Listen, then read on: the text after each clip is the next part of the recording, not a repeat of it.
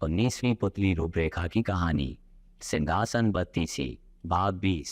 रूपरेखा नामक 19वीं पुतली ने जो कथा सुनाई वह इस प्रकार है। राजा विक्रमादित्य के दरबार में लोग अपनी समस्याएं लेकर न्याय के लिए तो आते ही थे, कभी कभी उन प्रश्नों को लेकर भी उपस्थित होते थे जिनका कोई समाधान उन्हें नहीं सूझता था। विक्रम उन प्रश्नों का ऐसा सटीक हल निकालते थे कि प्रश्नकर्ता पूर्ण संतुष्ट हो जाता था। ऐसे ही एक टेढ़े प्रश्न को लेकर एक दिन दो तपस्वी दरबार में आए और उन्होंने विक्रम से अपने प्रश्न का उत्तर देने की विनती की।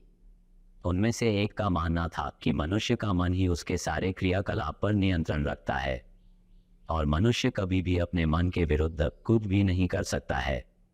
दूसरा उसके मत से सहमत नहीं था। उसका कहना था कि मनुष्य का ज्ञान उसके सारे क्रियाकलाप नियंत्रित करता है। मन भी ज्ञान का दास है और वह भी ज्ञान द्वारा दिए गए निर्देशों का पालन करने को बाध्य है। राजा विक्रमादित्य ने उनके विवाद के विषय को गौर से सुना, पर तुरंत उस विषय पर अपना कोई निर्णय नहीं दे पाए।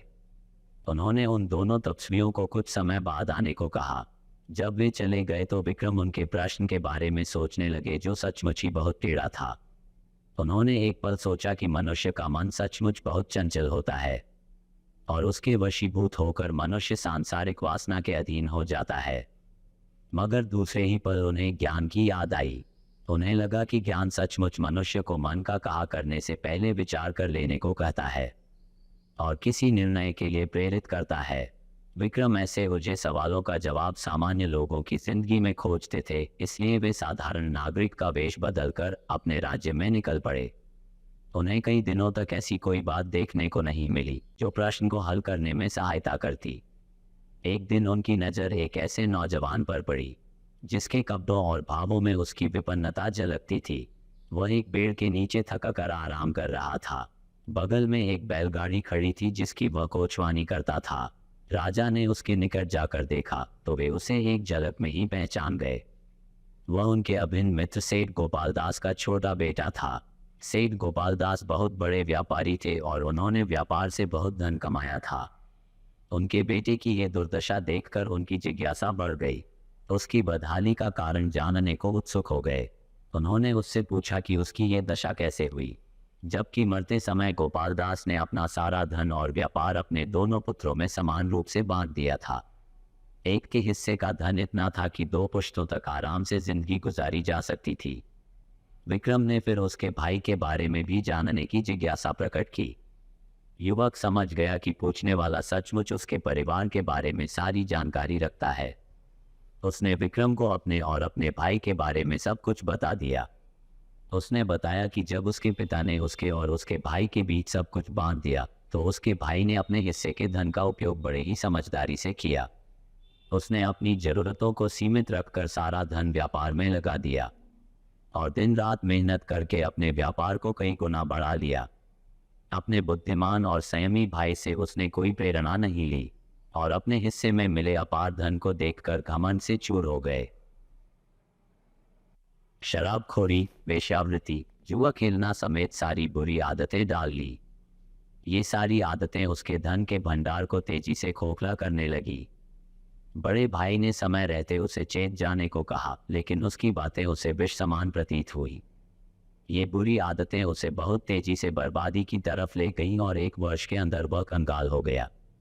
वह अपने नगर के एक संपन्न और प्रतिष्ठित सेठ का पुत्र था, इसलिए उसकी बदहाली का सब उपहास करने लगे। इधर भूखों मरने की नौबत, उधर शर्म से मुंह छुपाने की जगह नहीं। उसका जीना दूभर हो गया।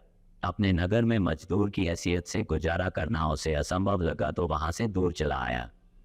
मेहनत मजदूरी करके अब अपना पेट भरता है तथा अपने भविष्य के लिए भी कुछ करने की सोचता है।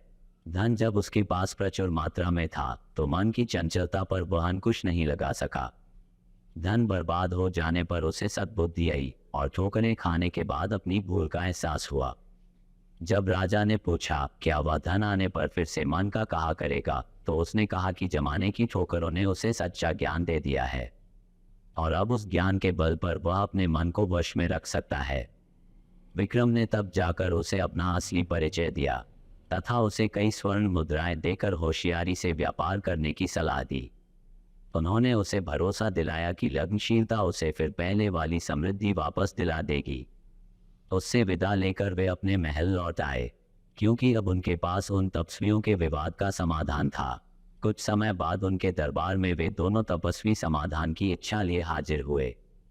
विक्रम ने उन्हें कहा कि मनुष्य के शरीर पर उसका मन बार बार नियंत्रण करने की चेष्टा करता है, पर ज्ञान के बल पर विवेकशील मनुष्य मन को अपने पर हावी नहीं होने देता।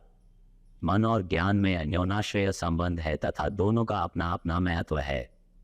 जो पूरी तरह अपने मन के वश में हो जाता है उसका सर्वनाश अवश्यंभावी है। मन अगर रथ है तो ज्ञान सारथी, बिना सारथी रथ अधूरा है। उन्होंने सेठ पुत्र के साथ जो कुछ घटा था उन्हें विस्तार पूर्वक बताया तो उनके मन में कोई संशय नहीं रहा।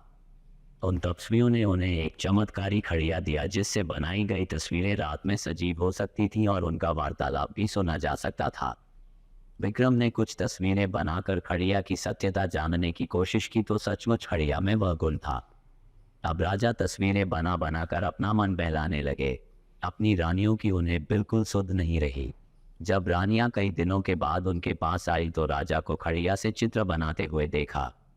रानियों ने आकर उनका ध्यान बटाया तो राजा को हंसी आ गई और उन्होंने कहा वे भी मन के अधीन हो गए थे। अब उन्हें अपने कर्तव्य का ज्ञान हो चुका है।